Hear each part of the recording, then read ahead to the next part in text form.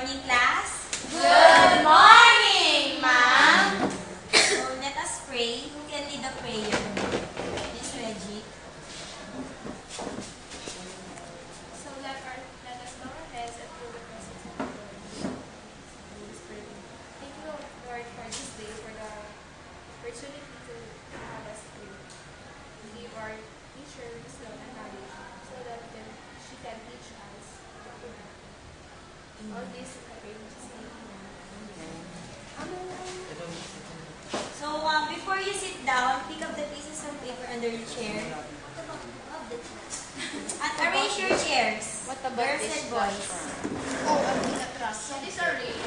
Okay. So, say present when you are called, okay? Yes, ma'am. Reggie? Present. Lay? Present, ma'am. Alvi? Present. Jinglen? Present. Ryan? Present. Jerwin? Present, ma'am. Okay, so everybody is present. Clap your hands. My So- God, mom, there are so many students. Yes. So today we will tackle a new lesson. You have many students. Yeah.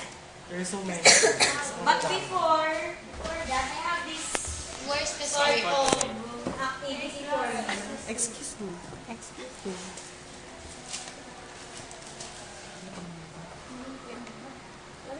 These letters can form a word, and what is that word? Mother. So your task is to think of a word that describes your mother using these letters. Okay? So I will give you a minute to think about it. Okay. Who can answer the letter M? Yes, Alvi? Meticulous, ma'am. So what do we mean by meticulous? Meticulous is very specific of what is something has to happen. Yes. So we can say that your mother or mothers are. Very meticulous. So letter O, Reggie. Optimistic. Yes. Optimistic means positive. Yes. Positive impact. Thank you. Letter T. Yes, Lay. Ma'am, thoughtful. Thoughtful means you always remember someone or something. Yes, that's correct. Correct. Letter H. Reggie. Humble. Humble means keeping your feet on the ground. Yes. Letter E. Ivy. Enduring that you can last trials for a long time. And lastly, letter R. Yes, Reggie. Reliable. Reliable means being responsible. Yes. So mothers are meticulous, optimistic, thoughtful, humble, enduring, and reliable. So, yes, He doesn't have his proper seat. yes. Arrange your seats. Arrange Yes. yourselves. He's so big. So, from this word, mother, how could you think about your mother? How do you symbolize her?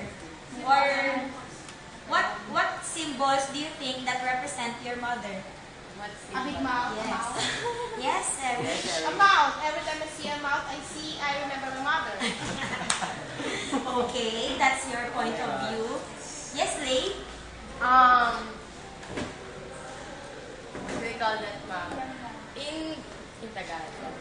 Ma'am, the one that Bonifacio used before to fight for the invaders. Oh, Yeah, itak in the Tagalog. bolo. Yeah, the bolo or the itak. I see her like that because she's so strong. She always protect us to danger. Yes. Yes, Reggie? I see my mom as a pearl because Wow. even if a pearl is very simple, it's very costly. It's a treasure for everyone. Wow. Yes, yes, Ryan. My mom represents the light because every time I saw her, she enlightens me. Wow. Clap your hands for your mothers. Ma'am, Take your seat. Our classmate. So before we Let her stand in front. yes. we get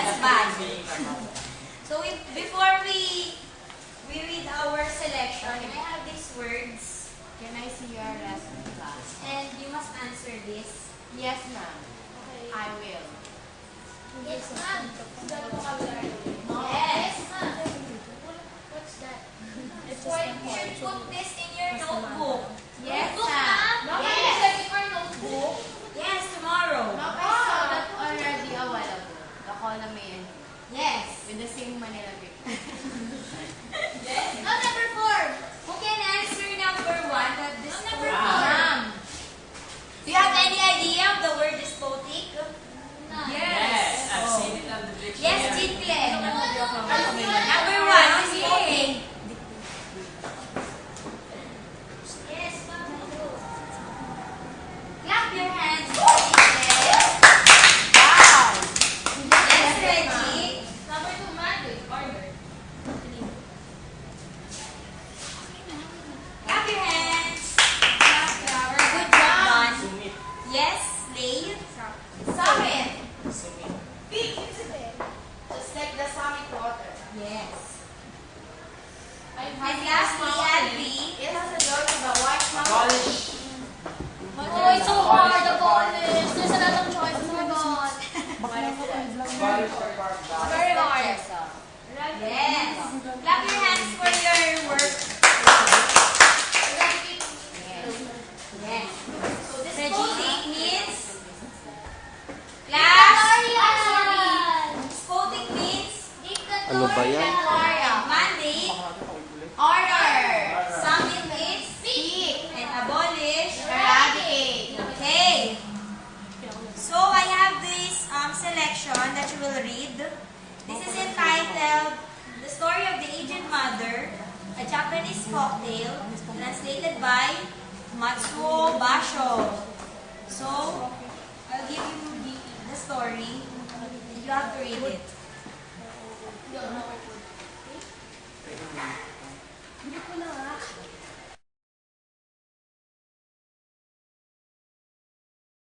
So class, are you finished reading? Yes. So let us now discuss the story. What is the title again? The aged mother. The story of The aged mother. Matsuo Japanese Leo. folktale yan, diba? Baslio. What is that kind of literary piece? A short story. Yes. It is a folktale coming from Japan. Japan. Japan. Japanese country, ma'am. So, who are the characters in the story? The mother. Oh, before that, the setting first. The Temple of In Bukidnon. Shinano, Japan, at the foot of mountain Shinano. yes, Reggie, please The indicate. setting of the story is in Thailand, in Shinano, Japan, and at the foot of the mountain of Matsuyama. Minano, Japan. Shinano, Shinano. Japan, And? and at the foot of the mountain Yes. of Matsuyama. Yes. Ubatsuyama. Matsuyama. Yes. So, who are the characters? The Ma'am, ako po. Yes, Lay. Ma'am, the mother, the poor farmer, and the despotic leader. The mother, the poor farmer. Yes, and the despotic leader. Okay. I wanted to. And Lily. So, let us discuss the proper sequence of the story. So, what happened first? Ma'am, Yes, Alvi. Yes. A poor farmer and his widowed mother lives at the foot of the mountain a long time ago. Oh, in Shinano, Japan, long time ago, there was a poor farmer with his what? Widowed mother. They lived at the foot of the mountain. A long time ago. Yes. So, what happened next? Jessa. Yes, Jessa. What happened next? Yes. Pangalawa. So, their place called Shinano was ruled by a despotic leader. Despotic. Sorry, ma'am, despotic leaders who sent out a proclamation that all each mother must be put to death. What did the despotic leader send out? Again? An order. An order. To Proclamation. Mandate. A mandate to what? To eradicate. Yes, Lay? To eradicate all the aged model. Yes. So why do you think the ruler wants to eradicate those old people? Yes, Reggie? Because he doesn't want responsibility. Yes. Others, yes? Maybe because he think that aged people are useless. B. So what happened next after the order was released? Yes, Dean Glenn? The poor farmer lifted his mother up to the mountain, and his mother, who loves him most, left pack of twigs but deeply struck by the unconditional love of his mother. They went back together to their home. Okay. So after the mandate was sent out to the village, of course the people should follow because it is an order of the governor. So the farmer he was very afraid of what would happen. So he followed the rules and he Go to mountain. with his mother. So when he learned that his mother left a pack of twigs along the way, he was deeply struck by what his mother had done. So Yes. how about you? How about you? When your mother do something unconditionally to you, what would you do? Yes, we should be very appreciative of what our mothers will do to us because it is for our own sake. Yes, for our own good. So what happened after? Yes, Jessa? Yes. The governor sent another order for the people to make him a rope of ashes. The poor farmer consulted his mother and told him what to do. Yes. So years passed. That order was another order was implemented, and it was to make what? A rope of ashes. Yes, a rope of ashes. So do you think it is possible to make a rope of ashes? No. Yes. Why do you think so, Albi? Because ashes would just easily blown away by Yes. Ashes are not solid. Yes. They can be blown away by the wind. Yes. So the governor sent out an order to make a rope of ashes.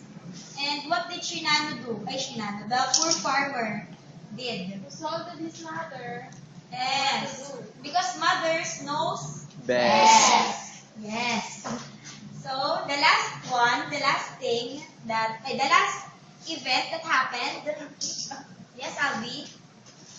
The ruler was pleased with what he did and was shocked of the source of the wisdom.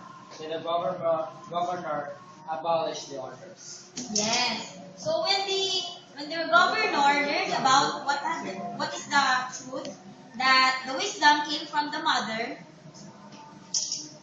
the rule was The rule was abolished. yes, or eradicated. So are you happy with what happened in the story? Yes. Yes, ma'am. What have you learned? Ma'am, Yes, Jessa. give importance. I want you to ponder on it. Yes. Everybody read. In a cloud To the crown of snow, there cometh Comment. there cometh Wisdom. So, I want you to bring out an intermediate pad, one whole sheet of paper. Yes. Can I have one? And write an essay about this saying from the story. Okay, you will do it in 5 minutes.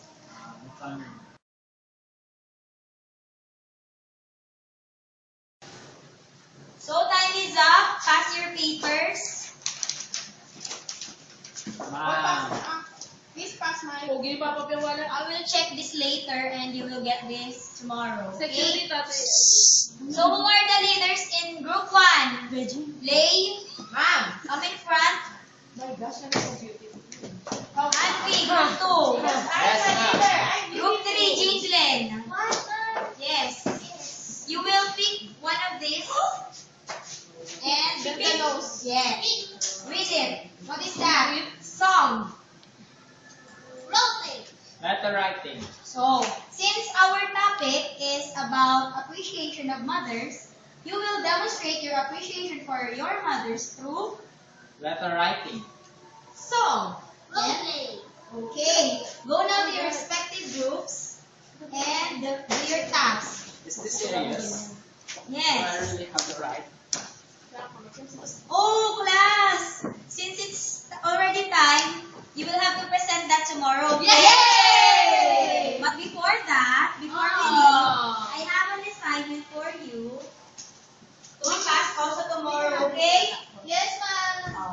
Oh, you know, copy this. Pick up the Okay lang. Uy, So we have 2 assignments, ma'am. Yes. Group and individual. Sabi mo, ma'am. You're 2 ma'am. Okay, have you